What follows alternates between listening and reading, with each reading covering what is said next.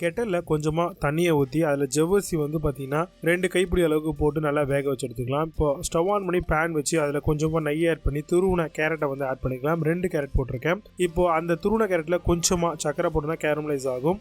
இப்போது இதை வந்து நல்லா வதங்கினவுடனே எடுத்து வச்சுக்கோங்க. திரும்பவும் அதே மாதிரி பேன் எடுத்துகிட்டு அதில் கொஞ்சமாக நெய்யை ஆட் பண்ணி கொஞ்சமாக சேமியா ஆட் பண்ணிக்கோங்க. அதில் 1 பாக்கெட் திக்கு பாலை வந்து ஆட் பண்ணிவிட்டு நல்லா வந்து பார்த்திங்கன்னா மிக்ஸ் பண்ணி விடுங்க. நல்லா வெந்து வரும்பொழுது நீங்கள் ஜவ்வரிசி ஆல்ரெடி வேக வச்சுருக்கோம் இல்லையா, அதையும் வந்து பார்த்திங்கன்னா ஒரு 3 கைப்பிடி அளவுக்கு ஆட் பண்ணிக்கலாம். ஆட் பண்ணிவிட்டு கேரட்டையும் ஆல்ரெடி நம்ம வந்து வதக்கி வச்சுருக்கோம், அதையும் வந்து இந்த கியரில் ஆட் பண்ணிக்கலாம். இது எல்லாத்தையுமே வந்து நல்லா மிக்ஸ் பண்ணி விடலாங்க. இந்த டைமில் ஏலக்காவையும் சுகரையும் நம்ம வந்து அரைச்சி வச்சுருக்கோம், அதையும் வந்து போட்டுட்டு நல்லா மிக்ஸ் பண்ணி விட்டுட்டு இப்போது நம்ம மில்க் மேடு வந்து பார்த்திங்கன்னா ஒரு 1/2 கேன் அப்படின்ற அளவுக்கு ஆட் பண்ணிக்கலாம். இதெல்லாம் மிக்ஸ் பண்ணி விட்டுட்டு ஒரு தாளிப்பு கரண்டியில் நெய்யை ஊற்றி அதில் முந்திரி பருப்பை ஆட் பண்ணிக்கலாம். வதங்கின உடனே அதை தூக்கி ஊற்றி நல்லா மிக்ஸ் பண்ணிவிட்டு இப்போ சர்வ் பண்ணலாம். சூப்பரான கேரட் பாயசம் ரெடி.